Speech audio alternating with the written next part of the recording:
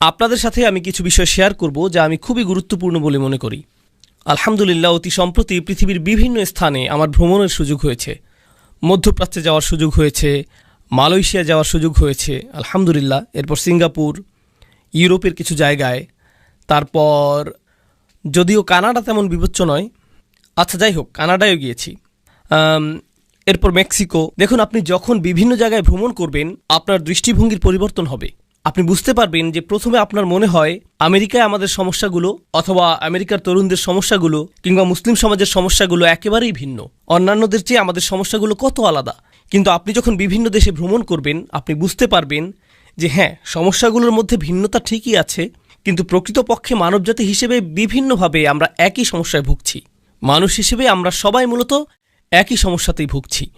এবং বর্তমানে মানব সমাজ যে সমস্যাগুলোর সম্মুখীন হচ্ছে এর মধ্যে কিছু বড় সমস্যা নিয়ে আমি আলোচনা করতে চাই। এটা সম্পূর্ণ আমার ব্যক্তিগত অভিমত। এই ব্যাপারে আমার সাথে আপনাদের একমত হওয়া জরুরি নয়, এবং এরপর আমি আপনাদের সাথে কোরআন থেকে এর সমাধানের বিষয়ে কথা বলবো। এই বিষয়গুলোই আজ আমি আপনাদের সাথে শেয়ার করতে চাই ইনশাআল্লাহ। দেখুন, ব্যক্তিগতভাবে আমি বিশ্বাস করি আমাদের বর্তমান সময়ের সবচেয়ে বড় সমস্যাগুলোর গোড়া মূলত একটাই, লোভ। মানুষের সবচেয়ে বড় সমস্যা হলো ক্রমবর্ধমান এবং অনিয়ন্ত্রিত লোভ ও স্বার্থপরতা। এই লোভ আমাদেরকে এমন দিকে নিয়ে যাচ্ছে, যেমন ধরুন ব্যবসা বাণিজ্যের ক্ষেত্রে এই লোভ বড় বড় প্রতিষ্ঠানগুলোকে এমন একটা পরিস্থিতিতে নিয়ে গেছে তারা শুধু লাভের কথাই চিন্তা করে, আর বছরের পর বছর কিভাবে তাদের ব্যবসার আয় বৃদ্ধি করবে সেই চিন্তা করে। এবং এমনটা করতে গিয়ে সমুদ্রের একটা সম্পূর্ণ অংশ কি ধ্বংস হয়ে যাচ্ছে, নাকি একটা পুরো গ্রাম উজাড় হয়ে যাচ্ছে, নাকি এর মাধ্যমে পাহাড় ধ্বংস হয়ে যাচ্ছে, অথবা এটি শুধু পরিবেশের গঠনগত ক্ষতি করছে তাই নয়, বরং সমগ্র পৃথিবীর সামাজিক এবং অর্থনৈতিক পরিবেশের ক্ষতি করছে, তারা এসবের কোনো কিছুই তোয়াক্কা করছে না, কারণ দিন শেষে এর মাধ্যমে তারা লাভ করতে পারছে। তাহলে পৃথিবীর সমস্ত দুর্নীতির একটা বড় অংশ, রাজনৈতিক দুর্নীতি বলেন বা পরিবেশগত দুর্নীতি, যা খুবই আশঙ্কাজনক, তাই না? এই সব কিছুর মূল কারণ হচ্ছে অনিয়ন্ত্রিত, লাগামহীন এবং অপ্রতিরোধ্য লোভ। এটাই মূল কারণ। আমি ব্যক্তিগতভাবে বিশ্বাস করি এটাই বর্তমান বিশ্বের অনেক অনেক অনেক সমস্যার কেন্দ্রবিন্দু। আপনি যদি লোভ সম্পর্কে কোরআন থেকে গবেষণা করেন আপনি দেখবেন আল্লাহ আযজা জাল্লা বেশ স্পষ্ট ভঙ্গিতে এর বর্ণনা দিয়েছেন। তিনি বলছেন, ওমা ইউকা শুহা নাফসিহি ফাউলাইকা হুমুল মুফলিহুন। আয়াতটির ভাষা খুবই ইন্টারেস্টিং। আল্লাহ বলছেন যাদেরকে তাদের অন্তরে বিদ্যমান লোভ থেকে রক্ষা করা হয়েছে। অন্যভাবে বলতে গেলে আল্লাহ এই সত্যের ঘোষণা দিচ্ছেন যে প্রত্যেক মানুষের মধ্যে কি আছে? লোভ আছে। আমরা সবাই লোভী। বিষয়টা এমন না যে কিছু মানুষ লোভী আর কিছু মানুষ লোভী নয়। প্রকৃতপক্ষে আমরা সবাই লোভী। এবং এরপর আল্লাহ বলছেন অমাইয়ুকা, যা প্যাসিভ ফর্ম। এর মাধ্যমে বলা হচ্ছে যে ব্যক্তিকে এই লোভ থেকে রক্ষা করা হয়েছে, অর্থাৎ আমার অন্তরের ভিতরে এমন কিছু একটা আছে এবং আমি নিজে আমাকে এর থেকে সুরক্ষিত রাখতে পারি না। ইয়ানি লাম ইয়াকুল ওমাইয়াত্তাকি শুহা নাফসিহি, যে ব্যক্তি তার অন্তরের লোভ বা সংকীর্ণতা থেকে নিজেকে রক্ষা করতে পারবে। আমি যদি বলি, মনোযোগ দিয়ে শুনুন, আমি যদি বলি আমি আমাকে রক্ষা করতে সক্ষম, এখানে রক্ষা করার কাজটি কে করছে? আমি নিজে। আমি নিজে কাকে রক্ষা করছি? আমার নিজেকে। কিন্তু আমি যদি বলি আমাকে রক্ষা করা হয়েছে, এই ধরনের বাক্যে রক্ষা করার কাজটা কে করছে? অন্য কোনো ব্যক্তি, এমন কেউ যার কথা উল্লেখ করা হয়নি। এই আয়াতে আল্লাহ বলছেন তোমাদেরকে অবশ্যই বাইরে থেকে নিরাপত্তা দিতে হবে, বাইরের কাউকেই আসতে হবে যে তোমাদেরকে তোমাদের মনের গভীরে থাকা লোভ থেকে রক্ষা করবে, এবং তোমাদের কাছ থেকে লোভ, সংকীর্ণতা কখনো আলাদা করা যায় না। এই জন্যই কোরআনের ভাষায় আমরা এমনটা পাই না আশুহা ফি নফসিহি অথবা আশুহা লি নফসিহি, বরং এটা ছিল শুহা নফসিহি। এর মানে হলো, ব্যাকরণের শিক্ষার্থীদের জন্য বলছি, এটা একটা ইদাফ। এখানে একটা মুদাফ এবং মুদাফ ইলাই আছে, এবং এই দুইটা শব্দ পরস্পরের সাথে দৃঢ়ভাবে জুড়ে আছে। আপনি একটা মুদাফকে মুদাফ ইলাই থেকে আলাদা করতে পারবেন না। আল্লাহ বলছেন মানুষ কখনোই তাদের নিজেদেরকে লোভ থেকে পৃথক করতে পারবে না। এমন কোনো একটা দিন আসবে না যেদিন আপনার ঈমান এতটাই সুউচ্চ থাকবে এবং আপনি আর কোনো লোভ অনুভব করবেন না। এমনটা কখনোই হবে না। প্রত্যেকটা দিন আমাকে আপনাকে লোভের বিপরীতে নিজেদেরকে আত্মরক্ষা করে যেতে হবে। এটা একটা সার্বক্ষণিক সংগ্রাম। আমি শুরু করেছিলাম বড় বড় প্রতিষ্ঠানের কথা, পৃথিবী দূষণ এবং ধ্বংসের কথা বলে। এখন আসুন বিষয়টাকে আমরা আমাদের ঘরের কাছাকাছি নিয়ে যাই। প্রতিটি মাই লোভী, প্রতিটি বাবাই লোভী, প্রতিটি ছেলে সন্তান লোভী, প্রতিটা কন্যা সন্তান লোভী। একটা বাচ্চা বলে তুমি গত সপ্তাহে আমাকে একটা খেলনা কিনে দিয়েছ, আমি এখন আরেকটা চাই। জানেন, আমার ছেলে একটা সৈনিক কিনতে চেয়েছে, আমাকে বলেছে নিনজা টার্টেলের নতুন একটা সৈনিক কিনে দিতে। ঠিক আছে, কারণ তারা তাদের পুরাতন সৈন্যগুলো পরিবর্তন করেছে, এখনকারগুলো আরও বিদঘুটে। এখন তাদের চোখগুলো কেমন জানি উন্মাদের মতো, মাথাটা কঙ্কালের মতো। কিন্তু সে এই নতুন সৈনিকই চায়। সে টিভিতে নতুন নিনজা টার্টেল দেখেছে, তাই সে আমাকে বলল, বাবা আমাকে নতুন একটা সৈন্য কিনে দাও। আচ্ছা, আমি তাকে একটা সৈন্য কিনে দিলাম। আর জানেন, যখন আমি তাকে এটা দিলাম সে যে কি খুশি হয়েছিল। তারপর সে আমাকে বলল আরও 3টা সৈনিক চাই, কারণ প্রত্যেকটা টার্টলের জন্য আমার একজন একজন করে সৈনিক লাগবে। দেখো, 4 জন মিলে শুধুমাত্র একজন সৈনিকের সাথে লড়াই করতে পারবে না। ইন্না লিল্লাহি ওয়া ইন্না ইলাইহি রাজিউন, এটা হতে পারে না। লড়াইটা অবশ্যই ন্যায্য হওয়া উচিত, তাই না বাবা? এমনকি আপনার 3 বছরের বাচ্চাটারও লোভ আছে। আপনি বাসায় একটা কেক নিয়ে আসেন, কিংবা বাসায় M&M অথবা খুবই ছোট্ট সামান্য কোনো চকলেট নিয়ে যান, দেখবেন বাচ্চারা সবাই সেখানে জড়ো হয়ে যাবে। ধরুন একটা বাচ্চা একটা চকলেট পেল, আরেকটা বাচ্চা 2টা পেল, সাথে সাথে প্রথম বাচ্চাটা কি বলবে? আমার আরেকটা কোথায়? ওরটা হলুদ রঙের, আমিও কি হলুদ রঙের ক্যান্ডি পেতে পারি? তোমার এম আমারটার চাইতে বড়।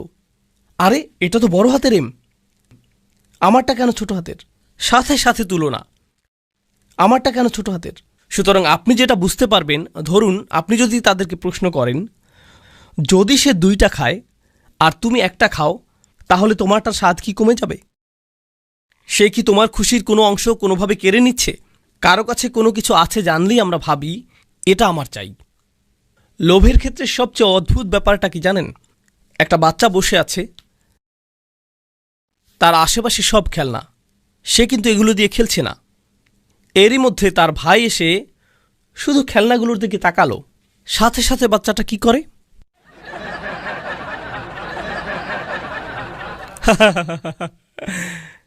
সাথে সাথে সাথে সাথে আপনি অন্যের সামনে নিজেরটা দখলই নিতে চান, আর যখন সামনে কেউ থাকে না আপনি আপনার জিনিসকে অত পাত্তাই দেন না।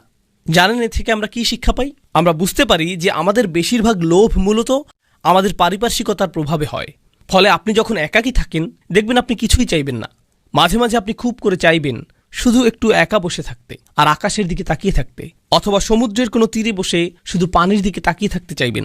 আপনি অন্য কিছু চান না, আপনি সেখানে ভালো থাকেন, সন্তুষ্ট থাকেন। কিন্তু আপনি যখন লোকালয়ে বের হন আর খুব সুন্দর একটা গাড়ি দেখেন, যখন অনেক সুন্দর কোনো এলাকা দেখেন, বড় কোনো বাড়ি দেখেন, যখন আপনি অন্য কোনো শহরে ভ্রমণ করেন যেখানকার আবহাওয়া ডালাসের চাইতে অনেক অনেক ভালো এবং যেটা পাওয়া খুব একটা কঠিন কাজও না, তখন সাথে সাথে আপনার কেমন লাগে? ও, আমার এটা চাই, এটা চাই আমার। এই লোভ শুধুমাত্র পৃথিবীকেই কলুষিত করে না, বরং পরিবারগুলোকেও কলুষিত করে। এটা পরিবারগুলোকে কলুষিত করে, সমাজকে দূষিত করে। তাছাড়া লোভ শুধুমাত্র টাকা পয়সার সাথে সম্পৃক্ত নয়, লোভ হলো জীবনের সব কিছুতে আপনার পাওনা অংশের চেয়ে বেশি কিছু চাওয়া। আপনি যদি ভাইস প্রেসিডেন্ট হন, আপনি প্রেসিডেন্ট হতে চান। আপনি সহকারী শিক্ষক হলে অধ্যক্ষ হতে চান। আপনি অধ্যক্ষ হয়ে থাকলে আরও বড় প্রতিষ্ঠানের অধ্যক্ষ হতে চান। আপনি যদি কোথাও তত্ত্বাবধায়ক হয়ে থাকেন এবং সেখানে যদি আরও কোনো তত্ত্বাবধায়ক থাকে, আপনি চান প্রধান তত্ত্বাবধায়ক হতে, ঠিক না? আপনি যদি এমএসএতে সেক্রেটারি পদে থাকেন, আপনি সভাপতি হতে চাইবেন। সবাই উপরে উঠতে চায়। আপনি যদি কোনো প্রতিষ্ঠানের একেবারে প্রাথমিক স্তরে কাজ পেয়ে থাকেন, খুব শীঘ্রই আপনি ম্যানেজার হতে চান। আপনি নিজের জন্যই এমনটা করতে চান। আপনি নিজেকে উপরে ওঠার জন্য ঠেলতেই থাকেন, এক অবস্থানে তৃপ্ত থাকেন না। আপনি দেখবেন পৃথিবীর অনেক ধনী মানুষেরা মূলত পৃথিবীতে সবচেয়ে দুর্ভোগের জীবনযাপন করে। যারা কোটি কোটি টাকা আয় করেছে, যারা পাগলের মতো টাকা আয় করেছে, এই ধরনের মানুষদের মধ্যে বেশিরভাগেরই জীবন বলতে কিছু থাকে না। তাদের কোনো জীবন থাকে না, পরিবার থাকে না, তাদের ছুটি বলতে কিছু থাকে না। তারা ছুটি নিতে চান না, তারা শুধু উপরে উঠতে চান। তারা মনে করেন তারা ছুটিতে গেলে তাদের ছুটে চলার এই যন্ত্রের গতি কমে যাবে, তাদের কাজে দ্রুত ফিরে আসতে হয়। এবং তারা যদি ছুটিতে গিয়েও থাকেন, সেখানে বসেও ইমেইলের উত্তর দেওয়ায় ব্যস্ত থাকেন। তাদের মস্তিষ্ক কখনো বিরতি নেয় না। লোভ আপনার সাথে এমনটাই করে থাকে, আপনাকে একটা দুর্ভোগের জীবন উপহার দিতে পারে। যেভাবে লোভের ফলে পৃথিবী দুর্ভোগের শিকার হচ্ছে, প্রত্যেকটা মানুষ ওইভাবে ভুগছে, এর ফল ভুগছে, দুর্ভোগে ভুগছে। তরুণ প্রজন্মের কিসের লোভ হয় বলুন তো?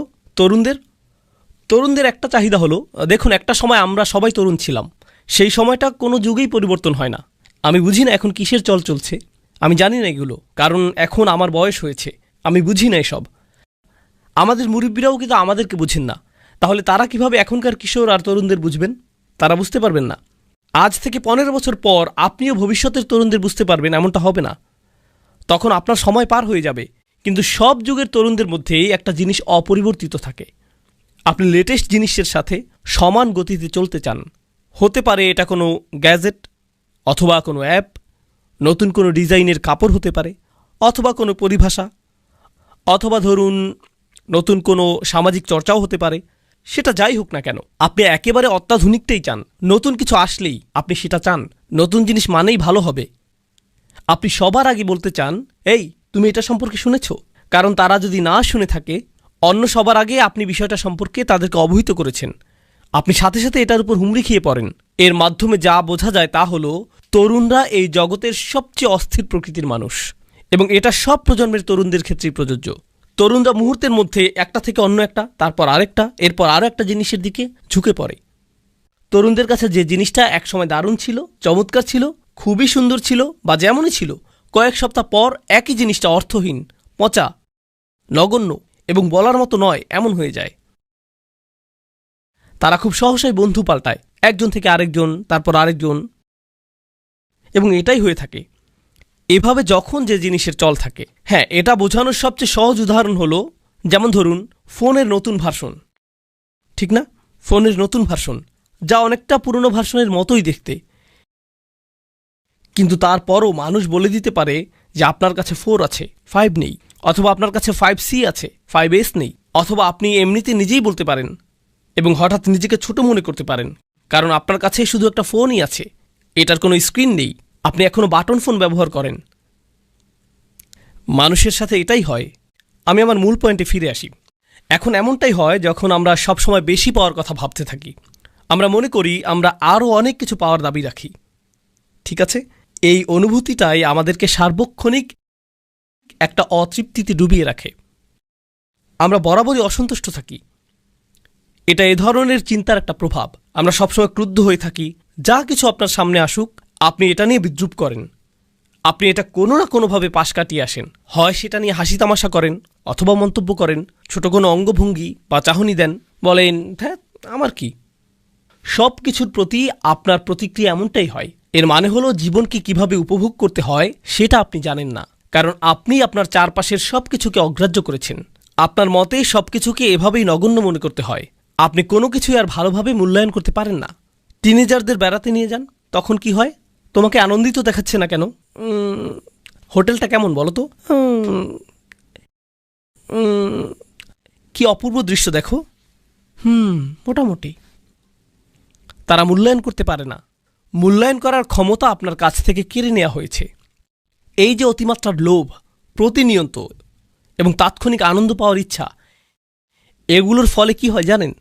তরুণদের পুরো একটা প্রজন্ম গড়ে উঠেছে যারা চরম উদাসীন এবং নিরুৎসাহিত। তারা প্রতিনিয়ত এত বেশি কিছু করার এবং এত বেশি জিনিস পাওয়ার প্রতি আকৃষ্ট হয় যে তারা জীবনে কোনো কিছু অর্জন করে নেয়ার ইচ্ছাই হারিয়ে ফেলে।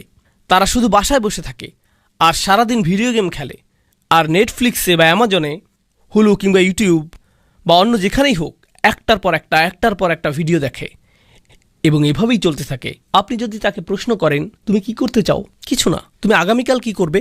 এই তো কিছু না। তোমার জীবনের লক্ষ্য কি? আমার তেমন কোনো লক্ষ্য নেই। তোমার মেজর বিষয় কোনটা? আমি এখনো ঠিক করিনি। কি বলো তুমি? 5 বছরের সিনিয়র, অথচ এখনো তোমার মেজর ঠিক করনি? আমি নিশ্চিত না, আমি অনেক কিছু চেষ্টা করেছি, তারপরও আচ্ছা যাকগে।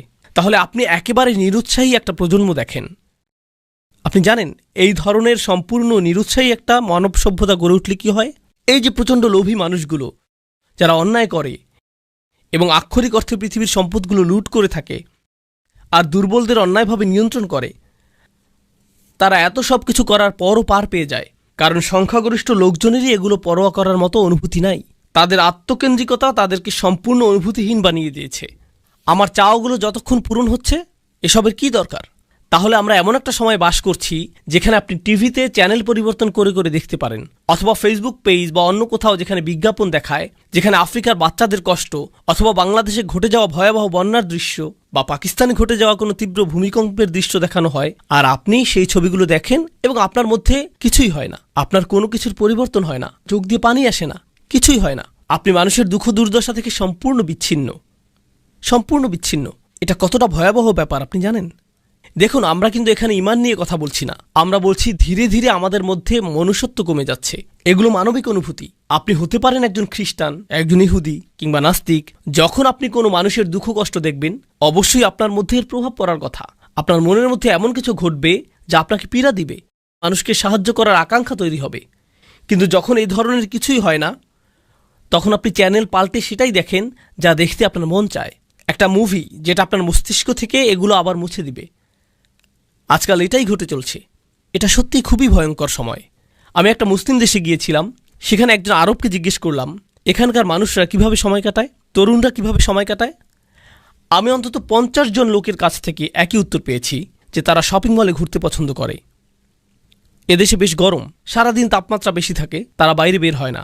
শপিং মলগুলো রাতে খোলা থাকে, মাগরিব থেকে ফজর পর্যন্ত মলগুলো মানুষে ভর্তি থাকে। এরাই আপনাদের উম্মাহ, আপনাদের ভবিষ্যৎ প্রজন্ম। বাবা হিসেবে তারা কেমন বাবা হবে, মা হিসেবে কেমন মা হবে, ওরা ইসলামের কেমন দায়ী হবে, কেমন সরকার তারা চালাবে, ভবিষ্যতে কেমন মানুষ হবে ওরা, কেমন মুসলিম হবে সে কথা বাদ দিন, মানুষ হিসেবে ওরা কেমন হবে, বুঝতে পারছেন? যাই হোক, আমি আমার বক্তব্য সংক্ষিপ্ত করছি। আমার হয়তো আর 5 মিনিট সময় বাকি আছে। আজকে আমি আপনাদের যে বিষয়টা বলতে চাই সেটা হচ্ছে কোরআনের ক্ষমতা। আমি জানি আপনারা বহু লেকচার শুনেছেন যেখানে আপনাদের বলা হয়েছে যে আমাদেরকে কোরআন শিখতে হবে, এর অর্থ আমাদের বুঝতে হবে, এটা আমাদের অধ্যয়ন করতে হবে, তেলাওয়াত করতে হবে, মুসলিম হিসেবে কোরআনের সাথে আমাদেরকে সম্পৃক্ত থাকতে হবে। এই কথাগুলো আপনারা 1000 বার শুনেছেন। আমি আশা করছি আমি ওই আলোচনাগুলোর সাথে একটা নতুন মাত্রা যোগ করব, শুধুমাত্র একটা। আমি আমার নিজের ব্যক্তিগত অভিজ্ঞতা থেকে কিছু কথা বলছি। আমি চাই আপনারা এগুলো বোঝার চেষ্টা করুন।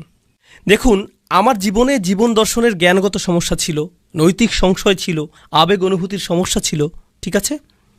আমাদের সবার জীবনে কখনো না কখনো আবেগ অনুভূতির দ্বন্দ্ব থাকে। সবারই কখনো না কখনো অস্তিত্ব নিয়ে চিন্তার সংকট থাকে, জ্ঞান বিচক্ষণতার সংকট থাকে, কিংবা কোনো না কোনোভাবে আর্থিক সংকট থাকে। আমার জীবনের সেরা উপহারটা সম্ভবত আমার শিক্ষক আমাকে দিয়েছিলেন। তিনি বলেছিলেন, তুমি যখনই কোনো সমস্যায় পড়বে আল্লাহর কিতাবের কাছে সাহায্য চাও, আল্লাহর কিতাবের দিকে মনোনিবেশ করো। দেখুন, আরবি শেখার জন্য আমার অনুপ্রেরণা কিংবা তাফসীর অধ্যয়নের জন্য আমার অনুপ্রেরণা কখনোই কোরআনের জ্ঞান অর্জন করা ছিল না। জ্ঞান অর্জন করা আমার মূল উদ্দেশ্য ছিল না, এটা এখনও আমার মূল উদ্দেশ্য নয়। আমি জ্ঞান অর্জনের জন্য চিন্তিত নই, বরং আমার কাছে গুরুত্বপূর্ণ হলো এ থেকে এমন একটা সম্পদ অর্জন করা যা আমাকে প্রতিনিয়ত সুস্থ করে তুলবে। বিষয়টা এমন, আমি মনে করি কোরআন একটা কূপের মতো, আর আমি প্রায়ই তৃষ্ণার্ত হই। যখনই আমার তৃষ্ণা পায় আমি কোরআনের কাছে যাই, এখান থেকে তৃষ্ণা মেটাই এবং আমি ভালো বোধ করি। এটা আমাকে প্রশান্ত করে। দেখুন, আমাদের বুঝতে হবে যে কোরআন হলো আর শিফা। কোরআন হচ্ছে শিফা, এটা মানুষকে সুস্থ করে তোলে। অনেকেই মনে করেন এই তো আমি কোরআনের অর্থ পড়ছি, আমি অনেক কিছু বুঝতে পারছি, আমি অনেক বিষয় শিখছি, আমি কিছুটা আরবি ভাষাও শিখছি, খুবই ভালো কথা। দেখুন, আমি শেখার পক্ষের বড় একজন সমর্থক হিসেবে বলছি, শেখাটা মূল লক্ষ্য নয়। শেখা হলো আপনি কিভাবে পানির আধার থেকে পানি তুলবেন, শুধুমাত্র সেটা জানা।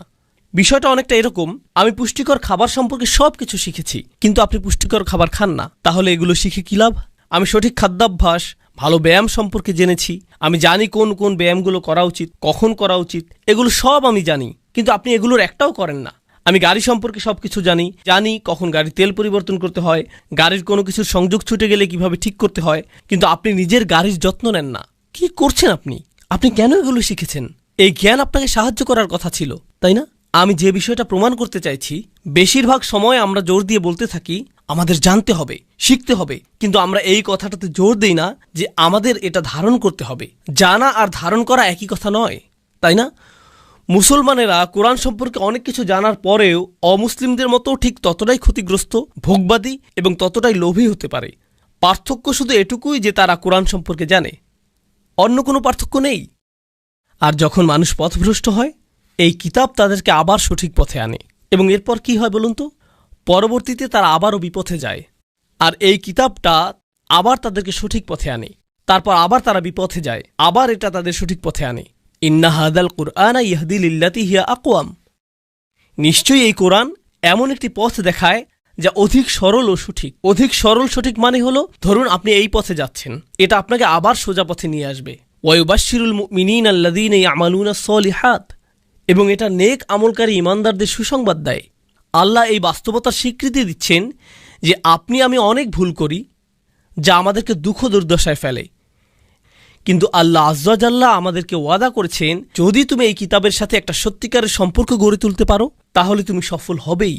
দেখুন, আমি আপনাদের নিশ্চয়তা দিয়ে বলছি, এই কিতাব শেখার পেছনে আপনাদের উদ্দেশ্য হয় এর মাধ্যমে নিজেকে পরিশুদ্ধ করে তোলা। দেখবেন আপনি এটা শেখার জন্য আল্লাহ এমন সব সম্ভাবনার দুয়ার খুলে দিবেন যা আপনি কখনো কল্পনা করেননি। আরবি শেখা আপনার কাছে এক টুকরো কেক খাওয়ার মতো সহজ মনে হবে। তাফসির অধ্যয়ন করা আপনার জন্য একেবারে সহজ হয়ে যাবে। কেন বলুন তো? এজন্য নয় যে আপনি জ্ঞান অর্জন করতে চান, বরং এর কারণ হলো আপনি আল্লাহর কথার মাধ্যমে নিজেকে পরিশুদ্ধ করতে চান। আপনি চান আল্লাহর কথাগুলো আপনার অন্তরে প্রবেশ করুক। কদ জাআতকুম মাউইযাতুম মির রাব্বিকুম ওয়া শিফাউল লিমা ফিস সুদূর ওয়া হুদান ওয়া রাহমা। তোমাদের জন্য তোমাদের রবের পক্ষ থেকে এসেছে উপদেশ, এটি চিকিৎসা, এটি নিরাময়কারী হিসেবে তোমাদের জন্য এসেছে। সুবহানাল্লাহ। আজ আমি আপনাদেরকে মূলত এই কথাটাই বলতে এসেছি।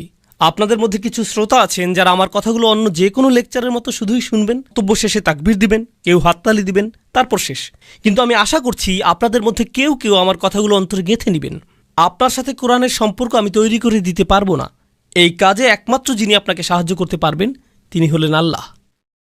যদি আপনি আল্লাহর দিকে ফিরে যান এবং বলেন, হে আল্লাহ, এই কিতাব আমার প্রয়োজন, এটি সেই কিতাব যা তুমি মানবজাতির সকল সমস্যা থেকে মুক্তির জন্য পাঠিয়েছ।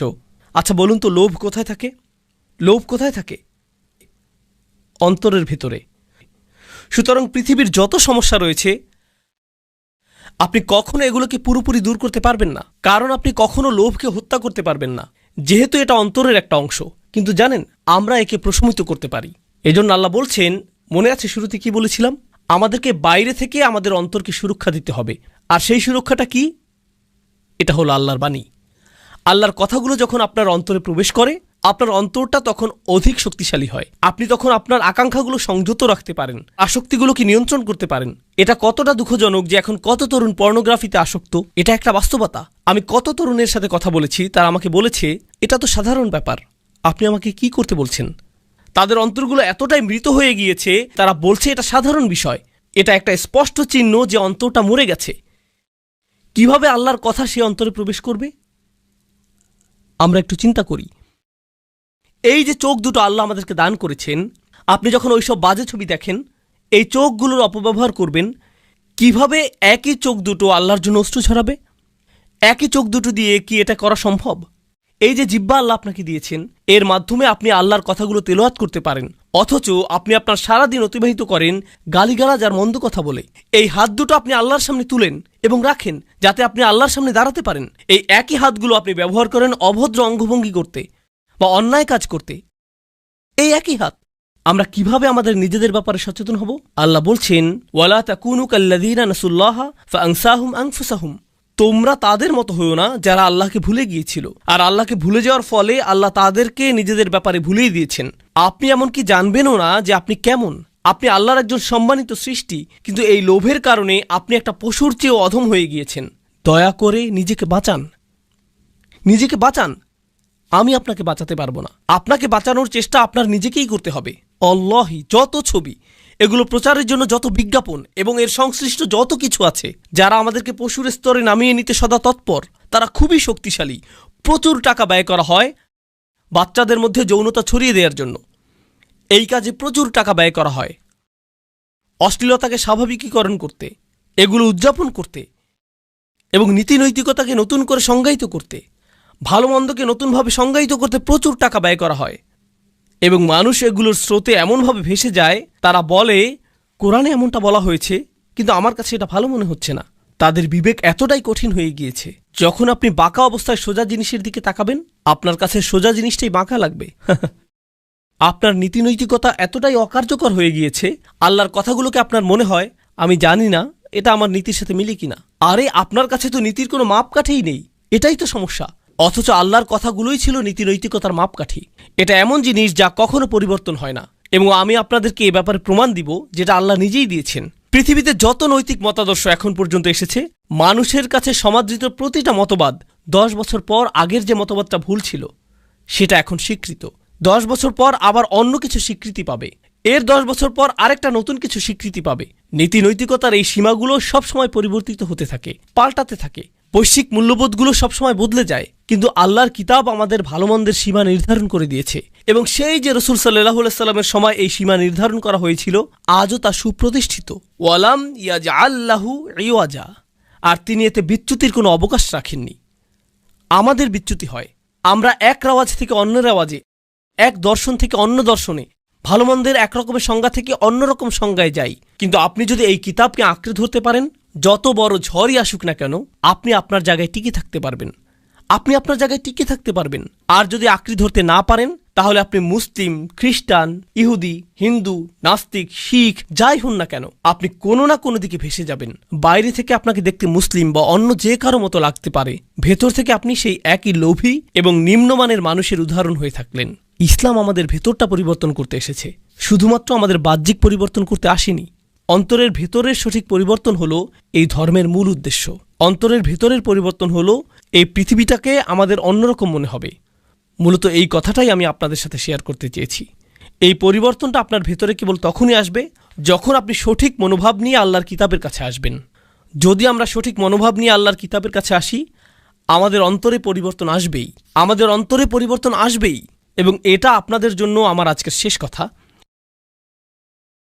শপথ করে বলছি, যখন এমনটা ঘটে, ফাআমিনু বিল্লাহি ওয়া রাসূলিহি ওয়া নূরিল্লাযী আনজালনা, যখন আল্লাহর কিতাবের আলো আপনার অন্তরে প্রবেশ করে, তখন আল্লাহ আপনার অন্তরকে একটা প্রদীপের সাথে তুলনা করেন। এবং একটা প্রদীপ শুধু নিজেই আলোকিত হয় না, এটা আলো ছড়ায়ও। কথাটা কি সত্য নয়? একটা প্রদীপের কেবল নিজের আলো আছে তা কিন্তু নয়, এটা তার আশেপাশের জন্য আলোর একটা উৎস হয়ে ওঠে। আচ্ছা, প্রদীপ কখন কাজে লাগে? দিনে নাকি রাতে? বলুন তো। রাতে। এর মানে হলো আপনারা এমন মানুষ হবেন যারা ঘোর কালো অন্ধকার যুগে বাস করবেন। আপনারা নিজেরা শুধুমাত্র আলোকিত থাকবেন তাই নয়, অন্যজনের জন্য আলোর উৎস হবেন। কারণ আমাদেরকে অন্ধকার চারপাশ থেকে প্রবলভাবে ছেয়ে রেখেছে। দেখুন, আমরা এখন অন্ধকার রাতে বাস করছি। বর্তমান সময়টা মানব সভ্যতার জন্য কালো রাত। প্রযুক্তি বেড়েছে, উন্নয়ন বেড়েছে, মানুষের জ্ঞান বেড়েছে, কিন্তু সঠিক পথের সন্ধান নেই। আর এগুলোর সাথে সাথে মানুষের লোভও বেড়েছে, লাগামহীন লোভ বেড়েছে। এসবের ফলে মানুষের মধ্যে ধার্মিকতা কমেছে, ভদ্রতা কমেছে, নৈতিকতা কমে গিয়েছে। সুবহানাল্লাহ। আমি দোয়া করি আল্লাহ আজ্জা ওয়া জাল্লা আপনাদেরকে এবং আপনাদের সন্তানদেরকে এমন একটি প্রজন্ম তৈরি করার জন্য বাছাই করুন, যে প্রজন্ম কোরআনের আলোর প্রতিনিধিত্ব করবে, যারা শুধু আপনার নিজেদের পরিবারের জন্য নয়, বরং আপনাদের আশেপাশের সবার জন্য, সমাজের সকল মানুষের জন্য উজ্জ্বল এক আলোর উৎসে পরিণত হবে। এবং আল্লাহি, আমরা যদি আল্লাহর কিতাবের সদ্ব্যবহার করতে না পারি, এই ধরনের কোনো কিছু কখনো বাস্তবায়িত হবে না। যতদিন পর্যন্ত আমরা মনে করব কোরআনের জন্য একটুখানি, অল্প একটু সময় দেয়াই যথেষ্ট, ততদিন আমরা কেবল কোরআনকে সময় দেয়া ছাড়া অন্য সব কাজই করতে পারবো। তাছাড়া আমরা নিজেদেরকে সত্যিকার অর্থে শোধরানোর জন্য এই কিতাব খুলি না।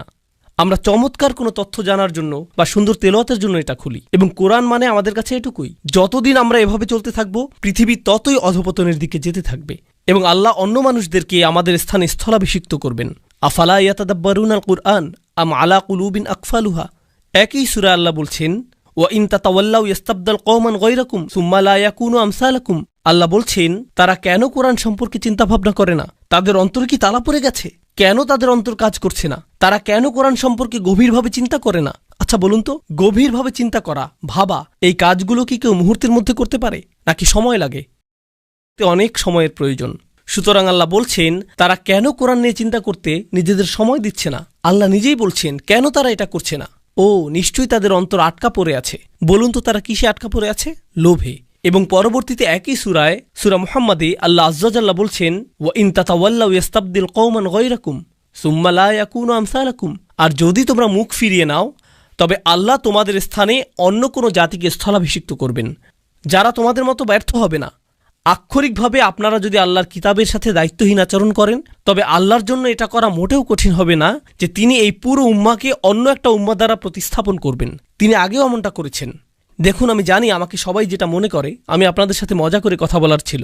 যেখানেই যাই আলোচনার মধ্যে দু একটা কৌতুক বলি, কিন্তু মাঝে মাঝে আলোচনা করার সময় আমার মাথায় শুধু আলোচ্য বিষয়টাই থাকে। আমি দুঃখিত, আজকে এরকমই একটা রাত। দেখুন, মজা তো অনেক হলো, আসুন এখন অন্তত একটু সিরিয়াস হই। আমরা যথেষ্ট উপভোগ করেছি। আপনার কি মনে হয় না জীবনে আমরা যথেষ্ট উপভোগ করেছি? কেই বা সিরিয়াস হতে চাই বলুন?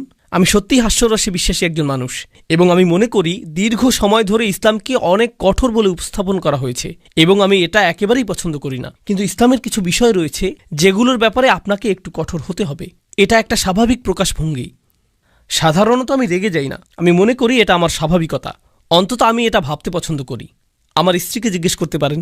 কিন্তু জানেন, কখনো কখনো আমাদের একটু পেছনে ফিরে দেখা দরকার যে আমরা কি করছি। আমাদের দেখা দরকার আসলেই আমরা কি করছি। আপনাদের সবাইকে অসংখ্য ধন্যবাদ ধৈর্য সহকারে শোনার জন্য। জাযাকুমুল্লাহু খাইরান। আসসালামু আলাইকুম ওয়া রাহমাতুল্লাহি ওয়া বারাকাতুহু।